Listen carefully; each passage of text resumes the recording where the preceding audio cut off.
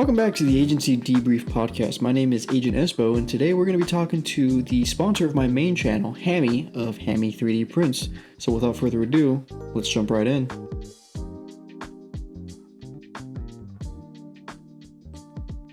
So what's up, man? What are you working on these days? What's the project? Oh, I can go grab them actually. One sec. We get a live demonstration of what he's working on. You do. Yeah, so I just finished up a bunch of mag mounts, and I did some mag couplers, but I saw somebody on GAFs. Am I allowed to say what that stands for? Yeah. Cool. Gun accessories for sale. Somebody was selling a bunch of mags, so I just found a ton of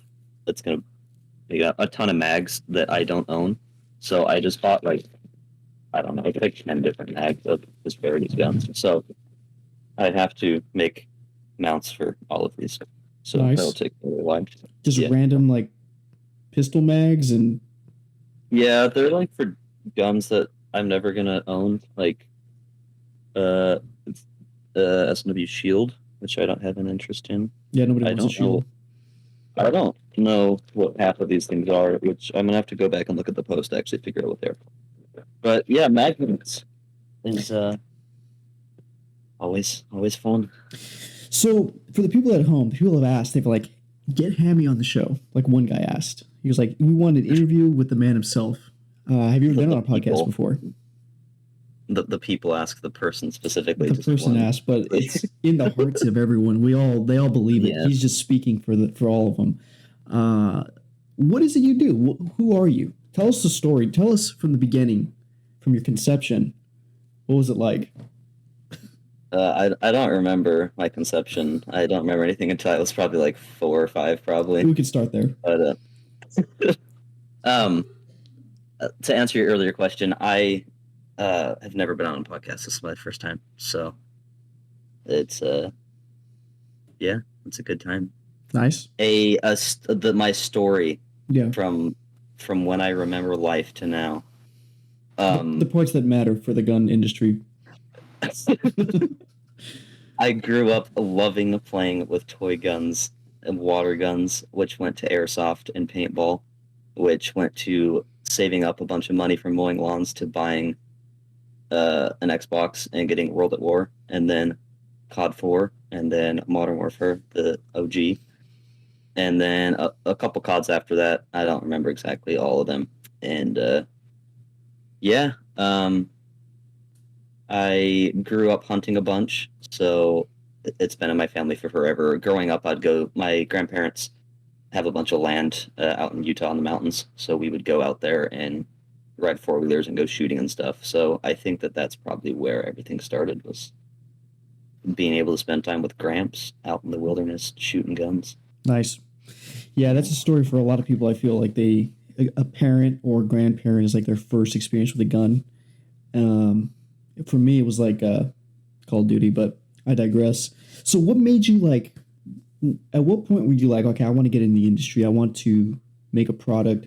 What was your first idea, and how has it changed since like the inception of it?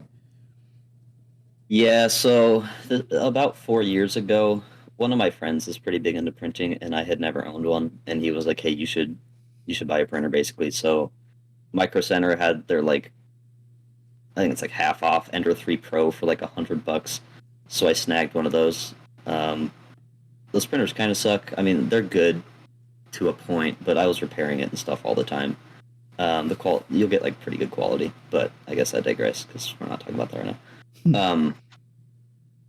I had just bought a house. I had graduated from college a bit earlier that year, and we realized that we could move to the Midwest, and mortgage was the same price as our rent out there. So we were just like, why would we not?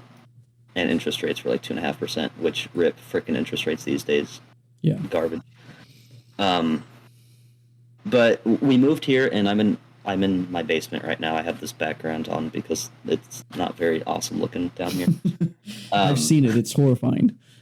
It's pretty bad. I had an office upstairs, but since we've moved into this house, we've had a couple kids, and now the rooms are all occupied, and we would like to move, but interest rates are telling us you can't do it. No. Yeah.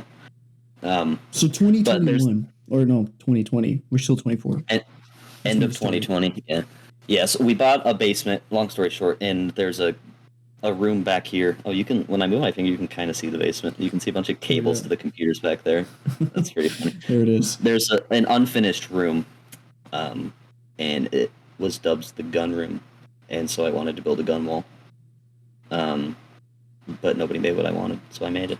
Nice. And then people started asking, like I'd post it to my friends and be like, "Oh, that's cool." And then people on Gaff started asking. So I started out selling on Gaffs, and then eventually made an Etsy and then a website. And how many? eBay. That was off of one printer that you started to make all this stuff, or when did you start to like? I'm gonna buy. I don't even know how many you have, but as many as you do now. Like, when did that kind of start? Yeah, it scaled over time. So I bought a second one within a couple months just for me because I don't know how many guns I have. It's like dozens or more probably. And trying to print that many mounts and a mount for all of the mags, which I probably have hundreds of mags. Um, Ender 3 speeds would take like weeks of just nonstop printing. So I went and I bought another printer. And then as the orders started to come in, I kind of just bought them as needed. I really hate making people wait on me. So like if I get an order, I want to get it out within like a couple days. Like, so once the printer started limiting me, I scaled up, and I eventually ended up with I think 20 or 25 of those Ender 3s, and then Which are bad. It depends what you're doing. You can get good results. They're slow, and the results take a lot of fine tuning and experience, and you're going to be doing a lot of maintenance, typically, depending on what you're doing. And then I got a bamboo, which is like 3 to 4 times as fast, and the quality's better. And you like never have to do maintenance, and you can start prints from your computer instead of an SD card, and you can start prints from your phone. And it'll like stop when the filament runs out, or auto use the next spool, so you don't wake up and your print's half finished because it ran out of filament and kept going. These sound like things that you had to overcome when you started the business. The things you learned along the way. You learned a lot of hard lessons, is what it sounds like. Yes. Oh, watching the first layer, not having to do that. Oh my gosh. So the first layer on an Ender takes like 3 hours because it's so slow, and you have to sit there, and even if you have the bed leveled, it'll like not always work the best still. So I would just like sit there for like legitimately hours a day starting prints, and then I'd have to go back and forth from my computer to the room watching the first layer go to make sure that it's stuck, because you don't want to waste 8 hours printing something if the first layer didn't stick. So your first product were mag mounts. My first product, I'm trying to think, my absolute first one, I think it was a PMag, like a M2/M3 AR-15 PMag mount for grid wall. Okay. I started everything for grid wall, because like Galotech and Secure It and stuff, they like kind of make mounts for those, but there's not that many options. So I bought grid wall. So there was basically a lack of products in the market, and you were like, I want to make something for my own personal grid wall, and then it just expanded from there. Yeah, grid wall, it's made for like clothing and stuff. Like you'll see it in stores sometimes. If you see just like black wires overlapped and it's like a 3-inch square, that's it. So I don't think anyone still makes gun stuff for it. Really? Do people have this in their house a lot? Is it a common thing to have?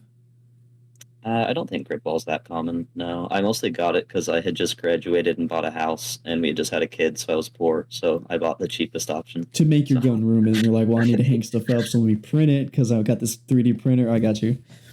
Yeah. Now, did you have any experience with, I'm going to use the wrong terms here because I don't know much about 3D printing, but like, it's not Blender, but designing the products, and like, what experience did you have prior to getting a 3D printer? Did you have a computer background that would help you with this kind of stuff? Yeah, so for, I don't know, like 6 or 7 years, I, at college, did computer repair and building and stuff, so I've always been really familiar with computers, and I've got 2 degrees based around computers and tech. So not specifically the design or engineering standpoint, but I mean, I can pretty much open up a program and figure it out, and you can learn anything on YouTube. Yeah. So I pretty much just self-taught myself. How was the learning curve how long before you, like, in terms of like time, did you feel before you got proficient enough making stuff to the point where you're like, okay, now I can make this a full-time business? Because I know you were working a job at the time. How was the learning curve, and how long before you really set yourself up to where you are now, so to speak?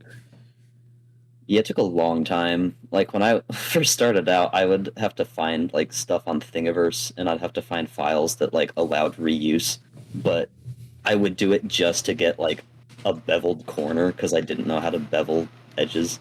So I started out like pretty stupid, and over time I'd be like, I really want to make this thing, but I have no idea how. So I'd have to teach myself. Now looking back, um, at some of my old designs, I'm just like, man, I was stupid.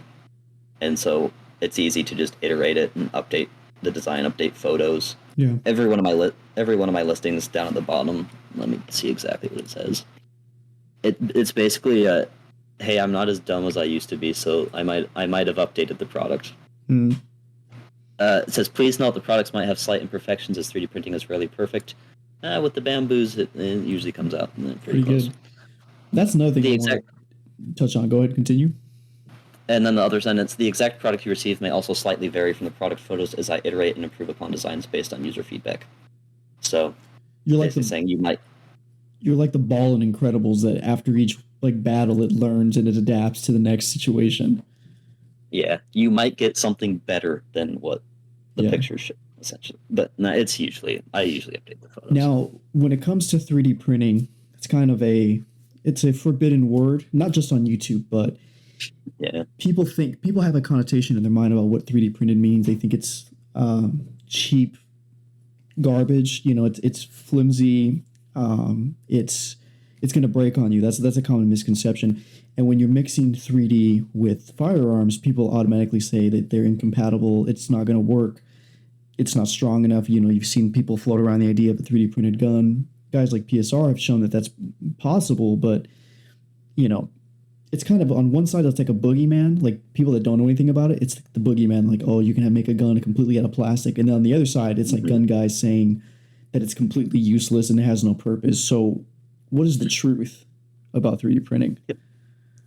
Yeah, the dichotomy is hilarious. Yeah, where a bunch of gun dudes, like you're saying, are like, it's a gimmick, it's only for trinkets, and then the media is like, you can 3D print blah blah blah full auto, like an RPG, fully 3D printed gun that you can take through TSA and nobody will detect it.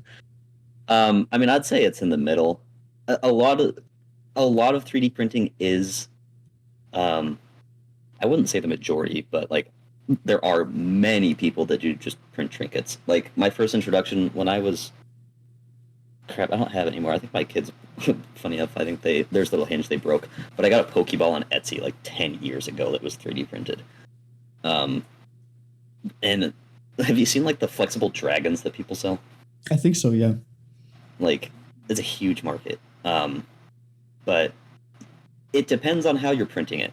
You can definitely print it with like 3 exterior walls, and then so usually you're using like a 0.4 millimeter nozzle, so a pretty thin wall, and then really low infill. And if you're printing like that, yeah, it's gonna suck because you're not using like any material and you're not gonna get any strength from it. But if you're using like 15 walls, if you're using a larger nozzle, which can help make it a bit stronger in some cases, and you're using way more infill, it's the sky's the limit, essentially. It's how you design it's the way that because it's additive, right? So it's the way that you're designing it that matters. Because I know that we spoke before that some products, your competitors, people have stolen from you. They have tried to make your products, but they don't design it the same way. So there's weak points in a corner of a product that yours doesn't have because of the way that it's oriented while it's printing. Right? Something like that? Yeah. So a large part of it is really easy where you just give it more walls and more infill. So like if it's 80% hollow, obviously it's going to be weaker than if it's 100% thick. But yeah, there is also the orientation, because with printing, as it goes layer by layer, that Z-axis, the adhesion is typically, not always, but typically it's going to be a weak point. You need to keep that in mind. So yeah, when I see like a 1/4 inch by 1/2 inch cross section for like an M-lock mount that people have copied from me, and so you have this tiny little, I actually have one back there, but it's okay. It's like that wide and like that tall.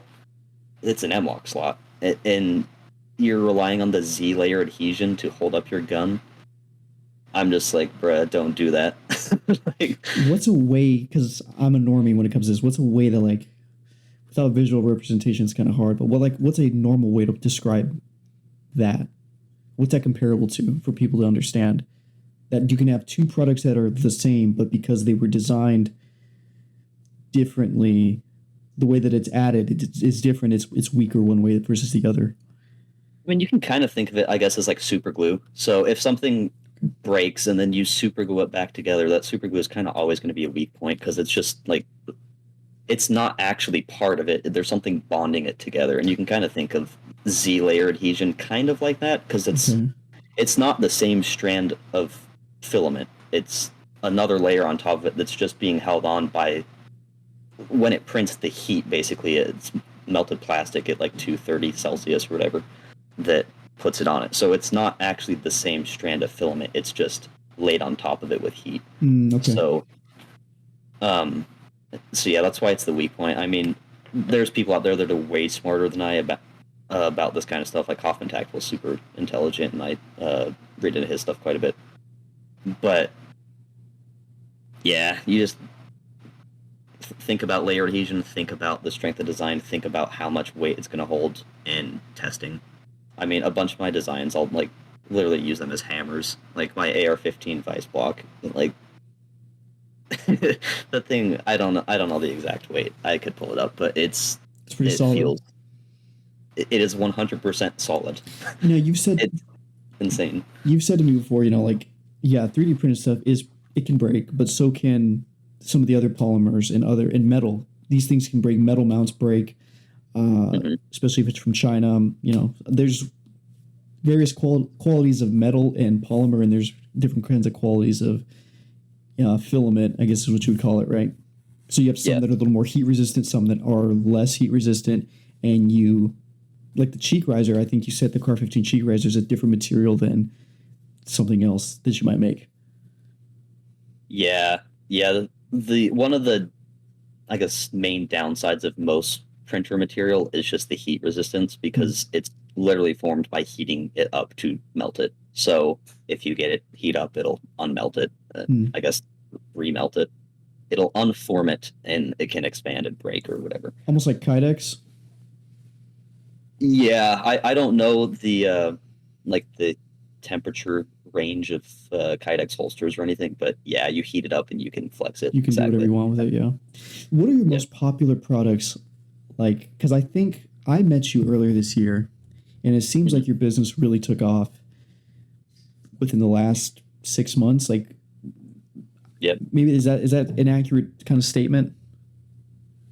Yeah, I would say that's accurate. I'd say 6 months ago is where I really started to think, hey, maybe I can actually quit my day job and do this full time. Oh. And a couple months ago, I did. So it's thank you, yeah. And now it's big.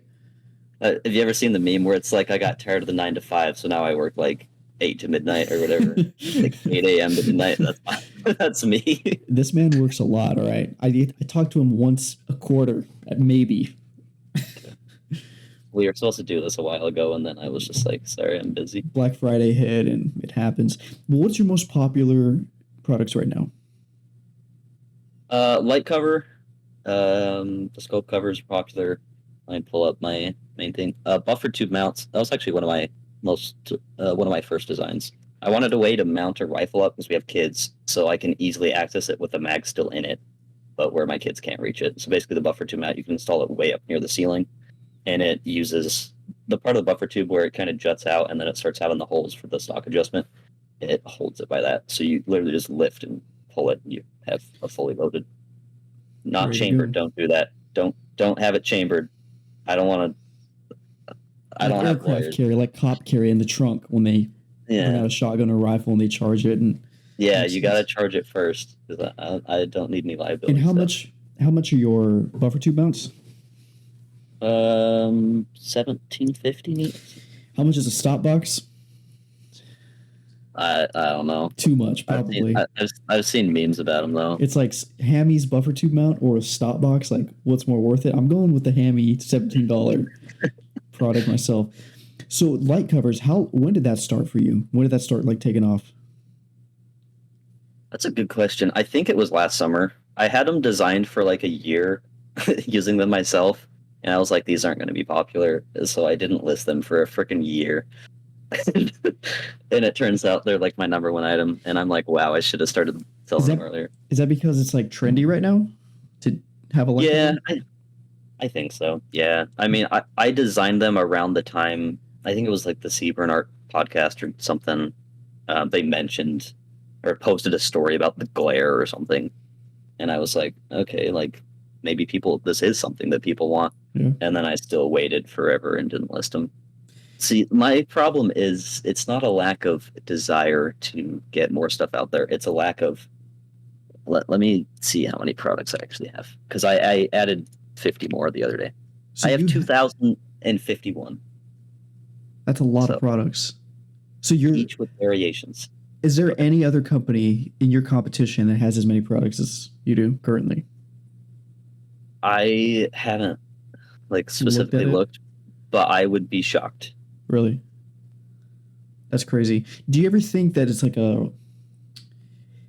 like information overload for people that go to your website to like look at it and be like, they may have they want a mount for a set me, I don't know, like Spanish rifle, and that's like they can't find it because there's so many products on the website. Like, does that ever concern you? Almost like a restaurant that has too many food items on the menu, or have you not found that to be an issue?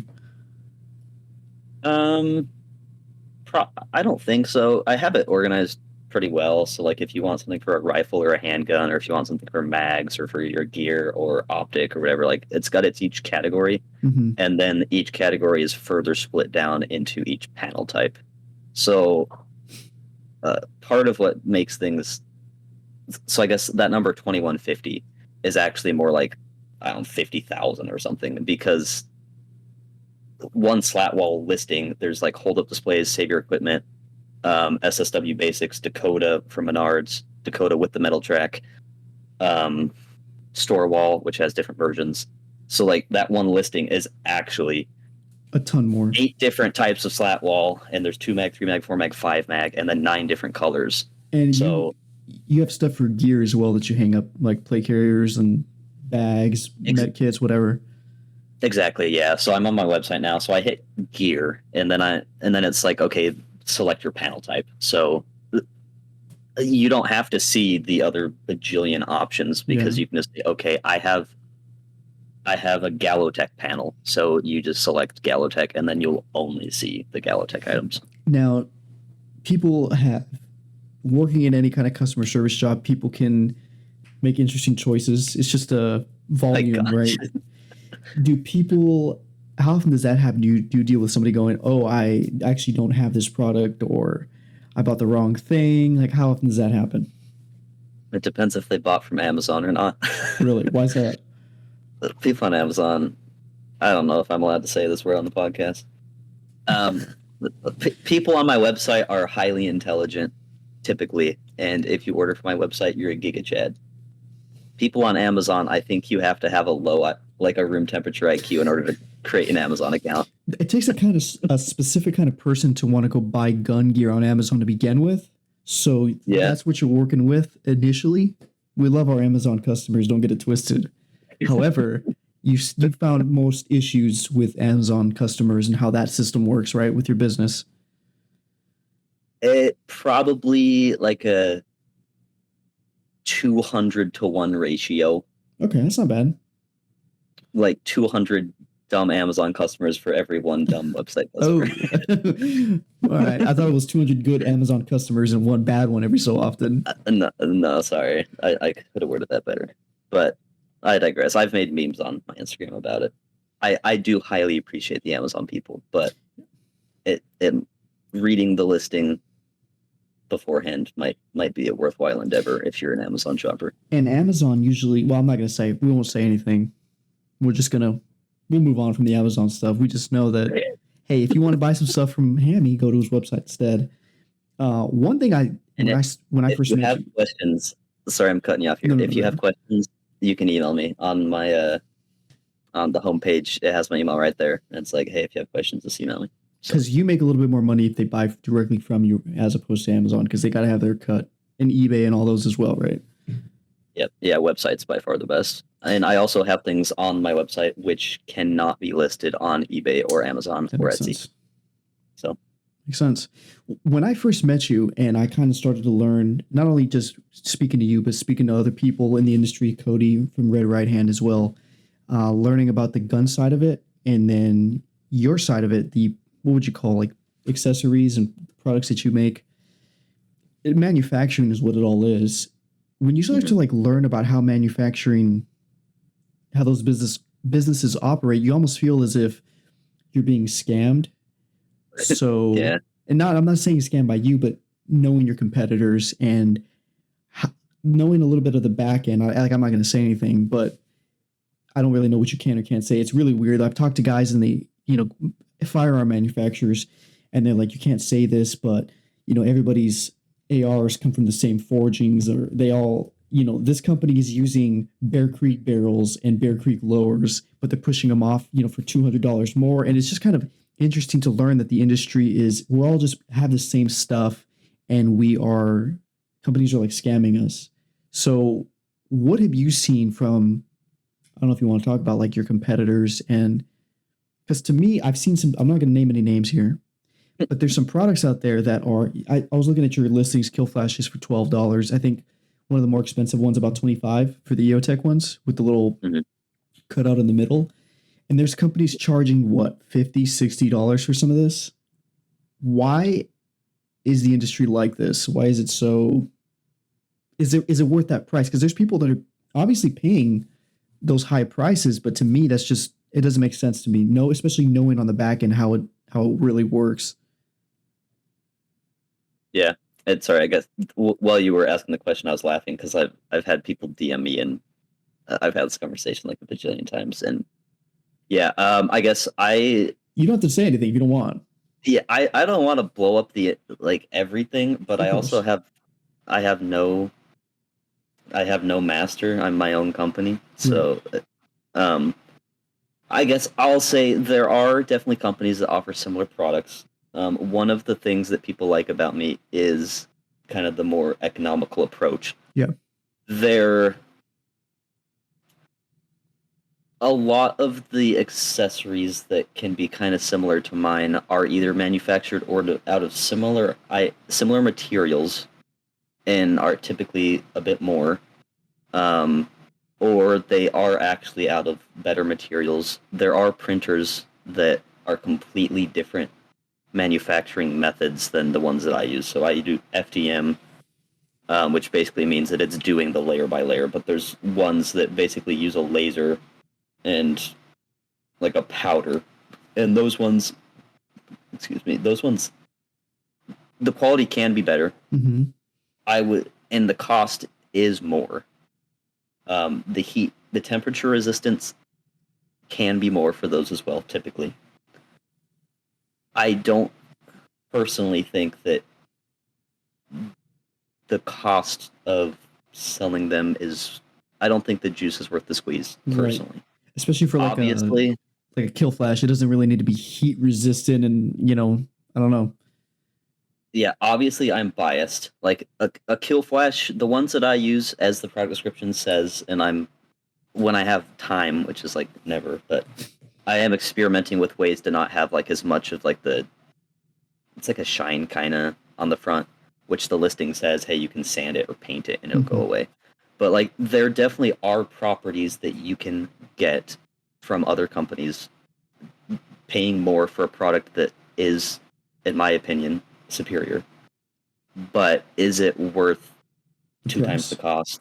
Or like a light cover, is it worth dropping $50 on a light cover with like the clamp? Yeah. It's, I I don't mean, think so. it's up to everyone.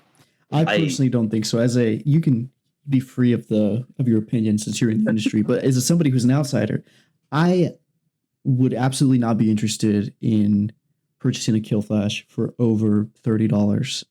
I remember I looked for one a few years ago because I was going to Milsom West and I wanted to protect my EOTech because I wanted to use it on my airsoft gun, but I couldn't really find any at the time. Maybe I just wasn't looking, or there was a few out there that were very expensive, and I was like, I'm not paying $40, $45 for this when I'll just buy like a little piece of plexiglass and put that in front. Like it just wasn't worth it to me. So I think, especially for light covers, I think you told me before that like people used to take medicine, like what do you call it, like the little orange bottles, the medicine bottles, like Yeah, the cap one. the caps. You just take the cap off and you can paint that. You can turn that into it's a piece of plastic. Ultimately, is what it is that you're putting on something. It doesn't have to be, in my opinion, as expensive as some of these companies are charging.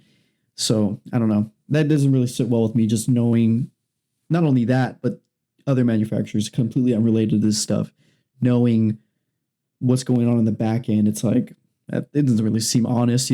Honesty is probably not the industry's strong suit, which is unfortunate. But that's why I like your company, is because you are you're making a profit. We're not going to act like you're not, but you're charging a fair price.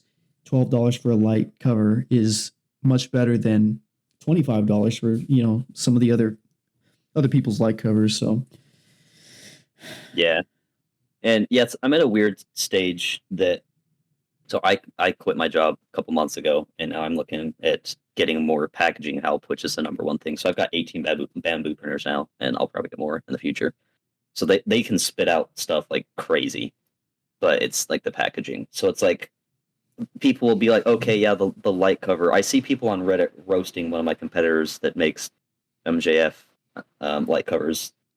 You could consider them the OG, I guess, even though light covers have been around for days. And I won't go into that. Let's just say some people aren't happy with me and have blocked me when I've never spoken to them. But crap, where was I going with that? Oh, people will be like, okay, yeah, you charge $10 for the light cover, which is what I charge, and then I have sales like pretty much any holiday. So you can really get it for like $8. They're like, okay, but that's still like, I don't know, 20, 30 cents a filament or whatever. It's like, I don't know what the actual cost is off the top of my head. It's like, yeah, then there's the Ranger Band, the shot cord, which is cheap, then the baggie, and then the sticker, and the business card, and the Starburst, and the box, and the Starburst, the packet. The Starburst in there. Dude, the Starburst is money. I look forward to it.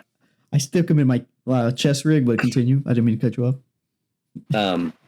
But then paying packagers and the printers and the print time and my time, yeah, it's like, yeah, but there's all sorts of stuff to pay. You can't do it for free, but you're not robbing people, in my opinion. Not that those other companies are robbing people per se, because it's all consensual. You have to agree by it, Yeah, and their costs are higher. Like I was mentioning, the different printing methods. So like the cost is higher, the material is technically better, but for the specific use case, does it need to be better material? In some cases, maybe. In pretty much every case I can think of, probably not. Yeah.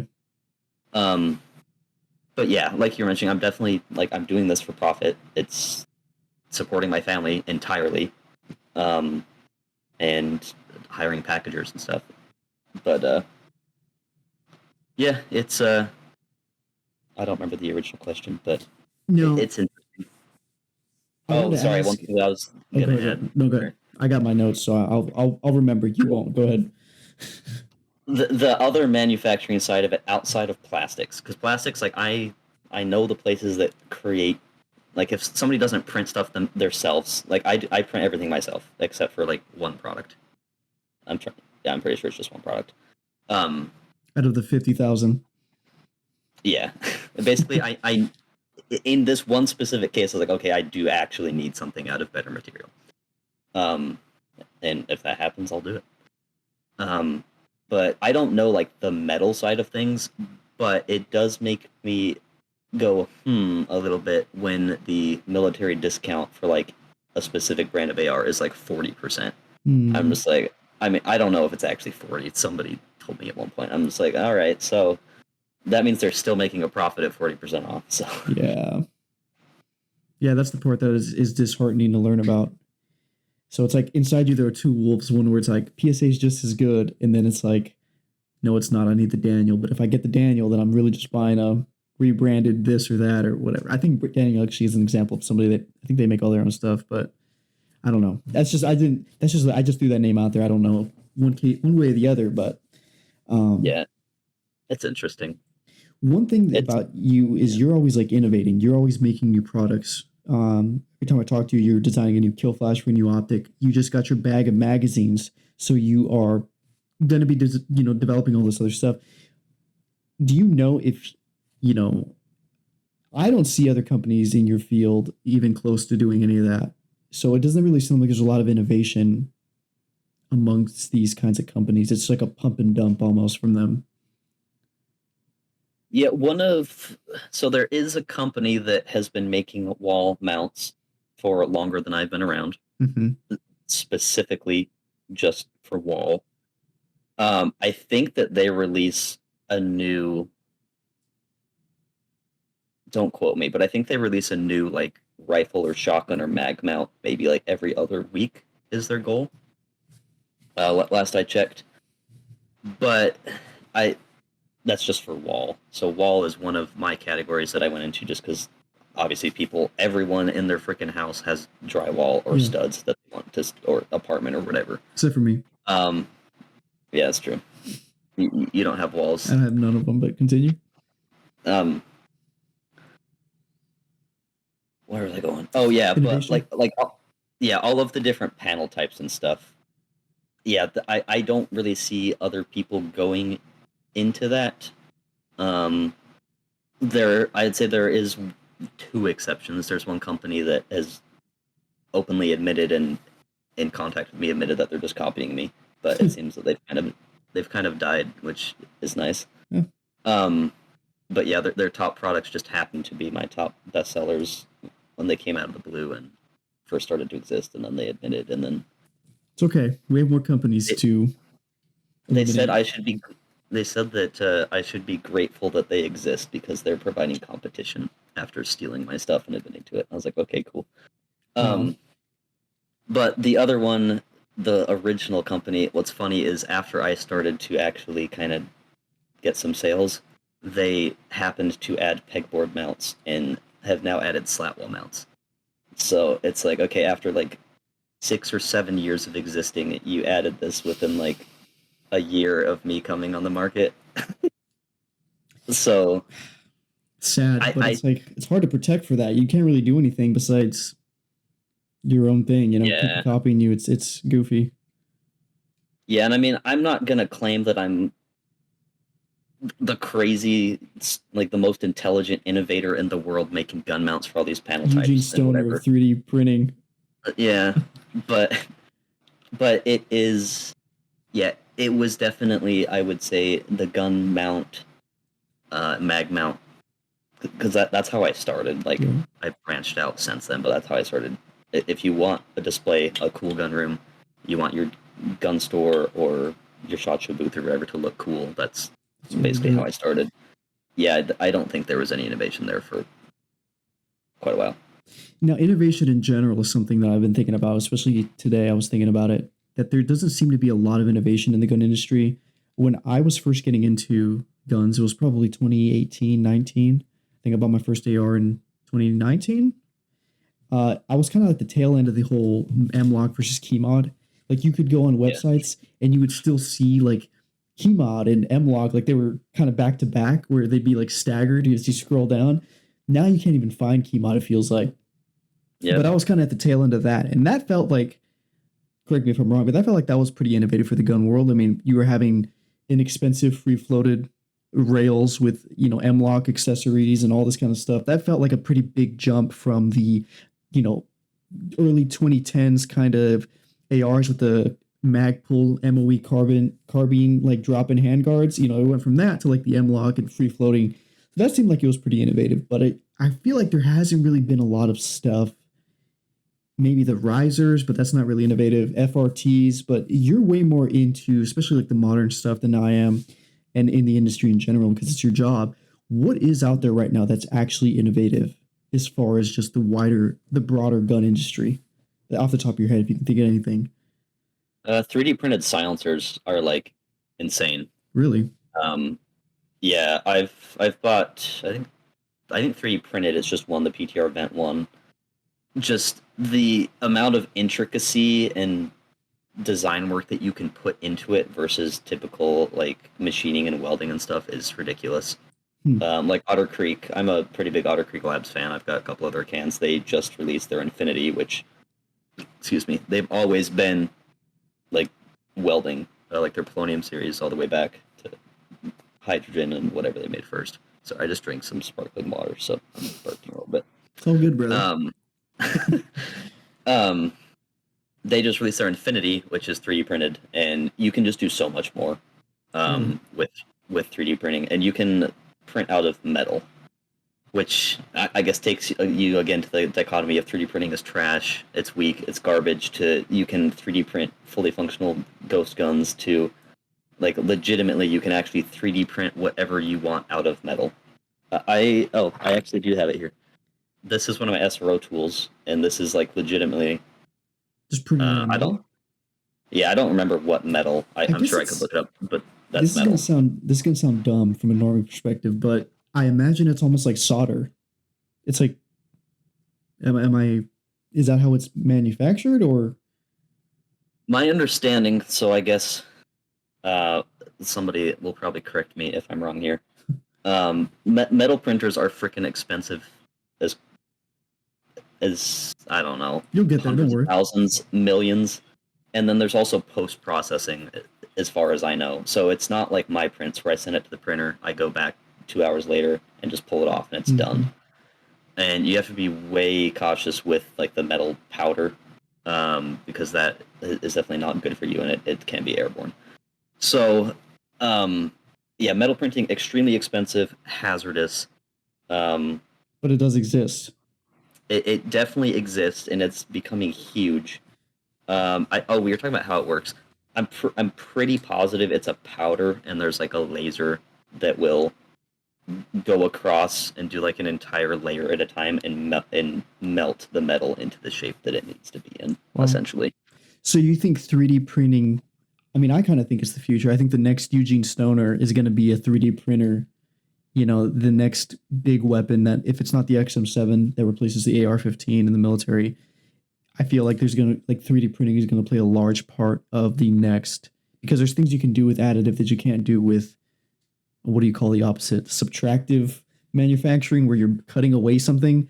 There's different design things you can do with 3D printing, additive rather, than you can. So I feel like that's like the logical next step in the gun industry, even if it's not like immediate. Over time, I think it probably will be getting more. Would you say that's an accurate assessment? Yeah, I'm trying to, before I say, okay, yeah, I just wanted to see if I was correct before I say this, and it looks like yes. So they are literally printing like spaceships, like 3D printing spaceships out of metal now. Wow. So there's a company, I don't recall the name of it, but they're like printing the entire like main body of it. I don't think that they're 3D printing like the engine. I don't think we can do that at this point. But then like the ULA Atlas 5, it looks like also includes 3D printed nozzles. So it's like, how much more durable can you ask for than literally a rocket ship nozzle? That's got to go through the Van Allen belt or whatever. I don't know much about space, but all these pressures, right? It's clear it's going to stand up to something. Yeah, I think if the cost comes down, the potential is huge. Again, I don't do metal work, so I don't know if the cost is just so high that CNC will always be there, like welding stuff will always be there just because it's so much cheaper. I don't know, but I think the possibilities are insane. Or endless. What else would you say is out there right now that's innovative with that maybe isn't 3D printed? So suppressors is one thing. I really didn't. I don't know that much about suppressors, but I'm sure there's people out there that don't even know that they have 3D printed suppressors, but they do exist now. But I mean, what else? Where can we really go with the industry? Because it feels like we've already designed every chest rig, we've designed every plate carrier. You know, how many more times can we release the Chicom chest rig with an H harness or whatever? You know, it's just Yeah. where do we go? People are bored. It feels like people are doing like in my niche, like the retro. People are going to the past now and they're rediscovering going through the pipeline because it just doesn't seem like there's a lot going on. It's just a like a what's the word I'm looking for? Not stalemate, but you know, it's just boring right now. Yeah, it's bland. It's flatlined. Yeah, flatlined. Um, yeah, I'm not sure. The silencer stuff gets me super excited. As far as guns, or like, I'm not like a huge gear guy, so I can't speak too much to that front. But yeah, I'm not sure. There's not a lot. There's definitely like accessories and stuff that you can do. Yeah. But yeah, I'm not sure like where the future of firearm improvements will go from here. I think that people shooting suppressed is only going to become more prevalent, which is why the new like low back pressure silencers are becoming huge. So you can shoot a bunch and not get a bunch of gas to your face. I think it would be something centered around, just improving suppressor shooting technology. Night vision. Do you think night vision is going to get more inexpensive for people as time goes on? I'm pretty sure that there are companies making housings. I know there's like the Pano Bridge, because I have one of those. Like 3D printed? Mm-hmm. Yeah, Nocturne Industries is one. I've seen them on YouTube before. I don't know how their stuff is, but... Do they do the... I don't want to say the wrong product name. I don't know. What they just make the... They do. It looks housings, like the tubes. I don't know, Tanto. Yes. Is the tube and the housing different? I have nods, but I'm not a genius about it. I believe that like the tube is like the interchangeable piece that you actually put into it, like the intensifier tube, which can go into a variety of different housings. So okay. That's what. I think they are different things. Yeah. Yeah, that'd be interesting to. Now those kinds of machines are way above what you have, though. That's the industrial level of 3D printing that I'm sure. As with all technology, you know, it starts off extremely expensive and rare and you can't get it. And then it becomes, 20 years later, it's like a household item. It's like, oh, yeah, we have this thing that we can do all this amazing stuff. When, people always say IBM had a whole room full of, the whole room was the power of a calculator or whatever they say. But now you have, a phone and it's just, it can land you on the moon or whatever they say. So I'm sure that industrial grade stuff is going to get more inexpensive. It's just kind of like the natural order of things. Yeah, I would say, I guess, with the type of manufacturing I do with the FDM, the possibilities are still great, but the issue comes into when you want to design something really small or really precise, and you need it to have like high strength or temperature resistance or something. I guess you can get good detail, but yeah, once you get really small, it gets really difficult. And yeah, I don't see innovation stopping or things becoming easier to access to people, unless like the government steps in and restricts it. Yeah. Because I don't see things slowing down. Do you think that we're still in the early days of 3D printing where it's pre-gay right now? Where take drones for example, there was a time in history where drones were the Wild West. You could buy them. Nobody knew where they could and couldn't fly. You could probably fly these things through an airport. Nobody would know. But now you buy a drone, you got to register it. It's geo mapped, or it's like locked so you can't fly certain areas, and it's much more regulated. Now, do you think that that's a possibility in the 3D printed world? And how is the status of it right now? Is it able to, like, is it still the Wild West basically when it comes to printers?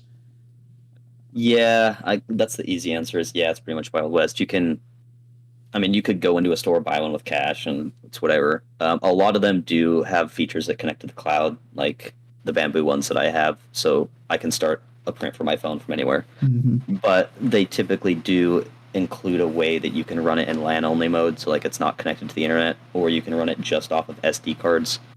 So you can definitely, if you wanted to be untraceable, I guess you could go buy one with cash and you're fine. There's no regulation, at least not where I am in the Midwest. Yeah. Do I see it like becoming more regulated? I mean, I don't think so. Like the really high end stuff, maybe, but It's hard to regulate. I don't know. It would be mega gay, so I don't know. I hope not. Are you more of like a futurist, would you say? Like the future is coming, so we need to be there. We need to get ahead of it kind of thing? I don't know. I haven't really thought about it. Because I just like making stuff and I like guns. there's this idea of like, there's people that are stuck in tradition. And I was the reason I asked, because I was kind of thinking about this, battling my own thoughts. And it's like, there's people that are stuck in tradition. And, I was reading about or listening to, stuff about the M14 and the M16, how they were adopted and how the Army wanted to hold on to the M14 for as long as they could and the old principles. And it was holding people back. It was getting soldiers killed essentially in Vietnam because they didn't want the new M16 because it was made with aircraft grade materials, polymers and aluminum, not wood and steel. So this want to hold on to tradition got people killed, and it didn't help anybody, So it makes me, just listening to that, I was kind of thinking about like, what are we doing in the gun community today that's like holding on to tradition too much? And like, does that make sense? How do we innovate? How do we not get stuck in that kind of old mindset, if that makes sense? Yeah, the phrase that way, I would say, yeah, I'm definitely a futurist or whatever term you used. Like I don't own anything in 45 ACP, if that tells you anything. Don't own anything in 308. I'm definitely part of the technologies here. Let's adopt it. I'm an early adopter, I would say. Yeah. Like I've looked at better printing technologies. The problem currently is just the cost and the post processing. Like the volume that I go through, the way that I'm able to keep stuff so cheap is I can just like rip it off the printer and it's good to go essentially for most stuff. If I was spending time post processing like with SLS or MJF or whatever, where you have to like print the part and then sometimes you have to cure it, you have to go into like a cleaning station and like scrub off all the extra material and recycle the powder. I don't have the freaking time for that. Yeah. So could I do that? Yeah. Would the cost skyrocket? Yeah. So I'm just not interested in that. I also, the reason that I'm doing a lot of the stuff that I'm doing and the cost is low is I don't think that most people need that. It's like a moral aspect to it. I just think that the majority of gun owners aren't using their gear to a degree that they think that they need their gear to be qualified for. Yes, I agree. I was thinking about not saying that my gear won't stand up to it. Like, if you want to mag dump a 60-round drum with my kill flash on it, go for it. It'll take it. But the amount of people that are like doing raids and need like the Gucciest top tier operator gear, I don't know. If you're ordering a 4XL Cry JPC or Cry clothing, maybe you don't need like the latest and greatest. I was thinking about this too, how like innovation, the way, I don't know, maybe this is a real definition of it, but the way I was thinking about it, I wrote it down, was innovation is things that solve a problem that you have. And it feels like a lot of the stuff right now in the gun industry and the trends and the products coming out are, they're things that are trying to solve problems that we think we have that we actually don't. Mm-hmm. And, I can think of something like Mantis, for example, the dry fire. I feel like I don't even see that thing anymore. Yep. But it comes in waves. Everybody gets them. You see Mantis everywhere on Facebook ads. I was seeing it, and then it's gone, and you don't see it anymore. And it's like, well, it's like a pump and dump. Dry fire is free. It is, you don't have to go out and spend money. It's like bad financial practice that people have, but you don't have to go spend money to dry fire. But then you see like Mantis, and it's like, well, you must have this problem. You're not dry fire enough because you don't have Mantis. And it's like, oh, I need Mantis. And then those people are going to go dry fire. They're going to use it once, and then it's going to sit in their closet for the rest of the time they have it. And they're going to sell it for, at a loss, because those people didn't want to dry fire to begin with. They weren't taking it serious to begin with. So it's just like those kinds of, that's what feels like the innovation is right now. And there are some things that, are out there that, for example, do you really need a kill flash on your EDC pistol? Like, those are kinds of things where I'm like, okay, well, is putting a kill flash on a Trijicon RMR, is that solving a problem, or is that something that you think is a problem that you're trying to solve? You see what I mean? So I don't know. Those are kind of my thoughts on the current industry of things, which is why I kind of wonder, like, what's next? Like, what is the innovation? Hypothetical questions, I guess, but make sure to sell your Hammy 3D print stock before you post this. But I don't think that people need kill flashes. I didn't want to say it. I didn't want to say it. People ask me, so I make them. Once people bug me enough for a specific model, they sell well, because mine are primarily, as far as I know, some of the cheapest out there, or the cheapest. Mostly expensive. Yes, inexpensive. But do you need it? Do your paper or steel targets, or the deer or hogs or whatever you're hunting, shoot back? And do they have nods so that you need an ARD coating on your, no. It's a problem. People think they have a problem, and they're trying to solve it with this, and it's not saying they're not useful, because kill flashes have been useful. They've been different throughout history. There's been different kinds of kill flashes, so to speak. Tape or wrapping scopes, that's always been done. So it's not to say that it's a useless product. It's just one of those things to say, do we all need it? Like, why is it so popular right now? That kind of thing, Yeah. I guess the use I see is like airsoft, like protecting your glass. Yes. Like, I use my own scope covers because it protects the glass. I used to use the Butler Creek ones for forever. Some of my scopes still have them, but I like how I can just pull the elastic cord and it's flat, because then I can actually use my piggyback dot without the Butler Creek thing being flipped up to block it, or I have to have it tilted. So, like, protecting glass, I think, is a completely valid use case for, like, a scope. And for the light cover, like, yes, there's negligent discharges of the light, accidental, like your night shooting. But, I mean, the reason I usually use it, because I usually shoot during the day, is it protects the muzzle device from soot if I'm not using a can. Doesn't get all dirty. Protects it if you bump into something, like you said. It's just an added layer of protection. I have no problem with the light covers. It's really the kill flashes where I kind of see it a little bit.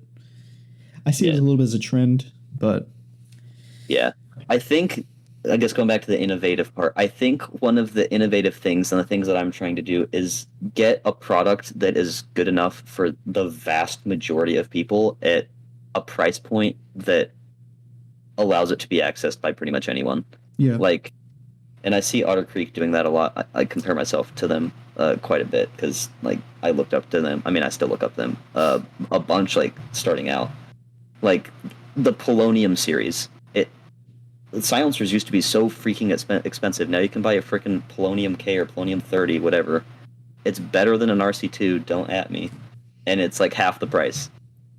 Like, I wouldn't know. I haven't got mine yet, but someday I might. Yeah. Maybe if you start selling ATF as gay ornaments like I do. That's it. Just don't tell that guy on Reddit. He'll get mad. But I guess I'm talking too much, but I think that is currently innovation, getting good, refined products that do the same or better than the currently existing products for cheaper. Now, controversial. Well, it doesn't really count because they're cheating, because they're using child labor and Chinese economic manipulation. But is HoloSun, is that innovation? Are they innovating more than their competitors? Solar panel, optic stuff. The things that HoloSun does, I've heard before that they are innovating. What's your take on this? Regardless, before anyone calls me a shill or a commie or whatever, I own Holosun, Trigigon, Aimpoint, Leopold. I'm sure I'm missing some. I own them all. I do think that Holosun is taking strides in the right direction in places that other companies don't have. I like that I don't have to worry about turning the battery off my red dot when I'm done shooting. I like that I don't have to worry about turning it on. I like that the battery hour or the battery life is like 50,000 hours or whatever. The solar panel, I've never been in a situation where I need to use it, but I mean, like, I guess if you're in that situation, it's cool. Yeah. As far as I know, except for the SCS models, as far as I know, it doesn't actually like charge anything. It's just like, oh crap, your battery died, so you can use it at like a low brightness setting for a little bit, which like it's better than nothing. Yeah.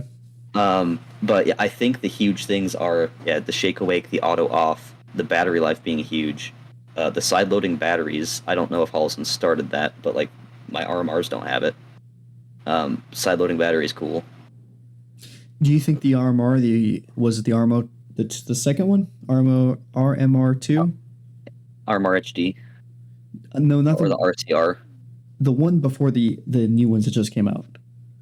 Like the one that everyone's always had. Like the Type 1 and the Type 2. Type 1 and Type 2. Yeah. Those are like obsolete if you think about it. I mean, there's nothing that don't work. It's just, would you consider them obsolete at this point? I think if you're looking for a durable, like no bells and whistles, but a durable, reliable dot, it's still a good choice. That being said, I haven't bought any in a while.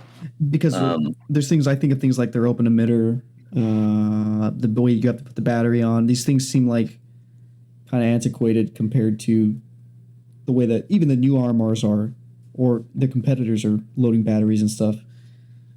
Yeah, I guess here's your 3D print, Hammy 3D prints insight. I have been going to SROs, which I might go to RMR HDs or RCRs. I don't know. I haven't swapped optics in a while. I've been way too busy with other stuff. But the SRO is better under night vision, and it has the top load battery. Like, it's not as durable, but I'm like most people. For the three of you watching this that actually do use your gear like crazy, this is to everyone else. Most people don't use gear to the extent that it needs to be as tough as they think that it needs to be. Yes. Like, you watch the Sage Dynamics or whatever SRO review, and he like drops it from 10 feet like 4 times, and the SRO breaks. It's like, okay, cool. I shoot at a dirt range. Like, if I drop it onto dirt, it's gonna be fine. Yeah. I'm not law enforcement. I'm not military. I'm not going to be dropping it from 10 feet tall or 8 feet or whatever onto concrete. The problem with that, though, is that people think that is now a valid metric. You know, I'm sure that there's people that saw the Grantham mud test or the ice test, and they were like, I got to change my EDC because he put this gun in the freezer for 3 days and it misfired or whatever the case. Yep. That stuff like does affect. So it's almost dangerous. Yeah. You know what I mean? I don't know. I've seen people like comparing red dots and stuff on Reddit. It's got good stuff, but overall it's pretty funny. One of the places of all time. Exactly.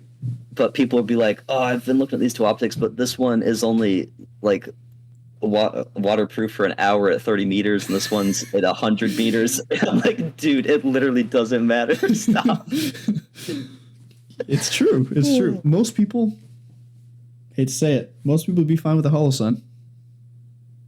I think most people would be better off with a Holosun and a better pistol than a cheaper pistol and an RMR or whatever. Yeah. And that's to take out, obviously, there's ammo. There's a whole bunch of political things with, China. Obviously, that plays a factor if you want to buy from them or not. I understand that. But just looking at the hardware itself and saying, like, okay, how good is this product versus this product?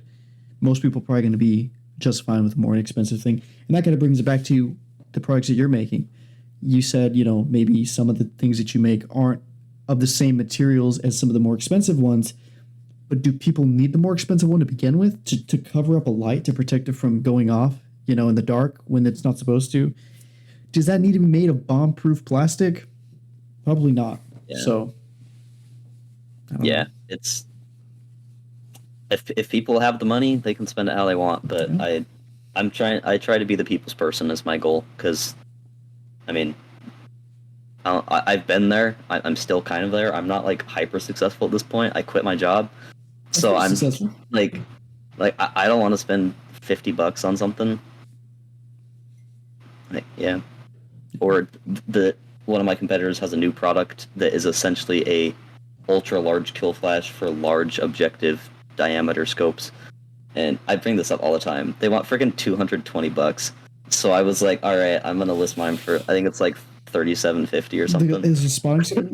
Can I say that? Yeah, I think so. We can blur it out.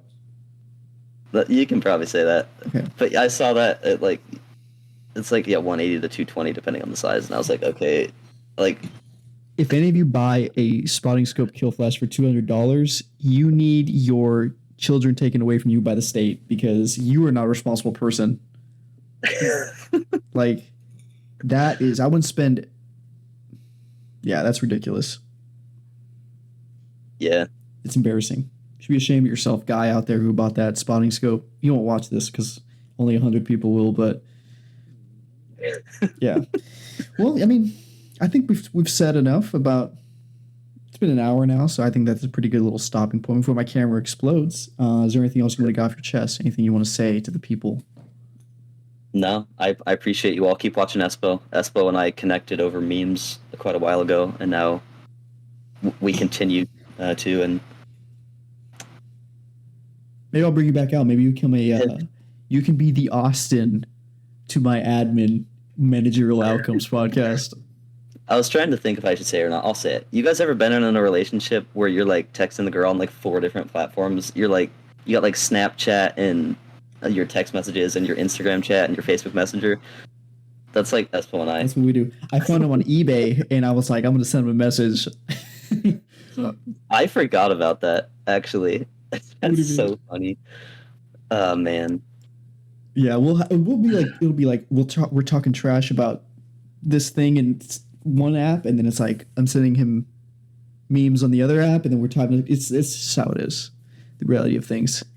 It's like he's talking to multiple different people, but he's not. He's talking to one person. So yeah.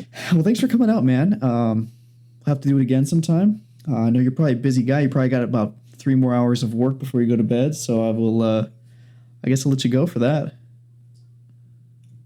Yeah, Black Friday and Cyber Monday are over. So, but yeah, my phone, whenever I unlock it, starts to show the orders. So yeah, I've got a little bit of work to do. And but, where can people find you, for those that don't know? Socials and all that? Yeah, I'm Hammy 3D Prints on like most things. Facebook is kind of dead. Instagram is where everything happens. Twitter sometimes, or X, I guess. My website, hammy3dprints.com. Or hammyprints.com. Buy from there, not Amazon if you're going to buy from him. You can find me on Amazon at Hammy3dprints as well, but don't go there. eBay, Etsy, or email me hammy3dprints@gmail.com. You'll notice a trend with the naming of things. Yeah. If you type in Hammy, you're probably going to find him. So either that or the guy from Over the Hedge or something, I don't know. The squirrel in that movie. There's a squirrel named Hammy from the Over the Hedge movie. Okay. It's like an old animated movie. I know what it is. Bruce Willis, right? He's the turtle or the raccoon or something. Anyway, I digress. Yeah, I think so, yeah. Your goal is to beat that animal in the SEO. Yeah, I need to be the first result. Let me see what happens. There's no way it's going to be me. Well, it's like you, so it's going to be biased, right? It's like your computer. Yeah, I opened up incognito, so it doesn't. Yeah, I'm not even on the. No. Sorry, man. I'm trying. He'll be there eventually. I'll follow up with you next year, see if I make it. Yeah. Well, that's all I got. So thanks, guys, for watching. Go check out Hammy. Go check out my main channel, Agent Espo, and Agent_Espo on Instagram. I'm pretty sure that's it. And I hope you guys have a good rest of your day. Cool. Thank you all. Adios.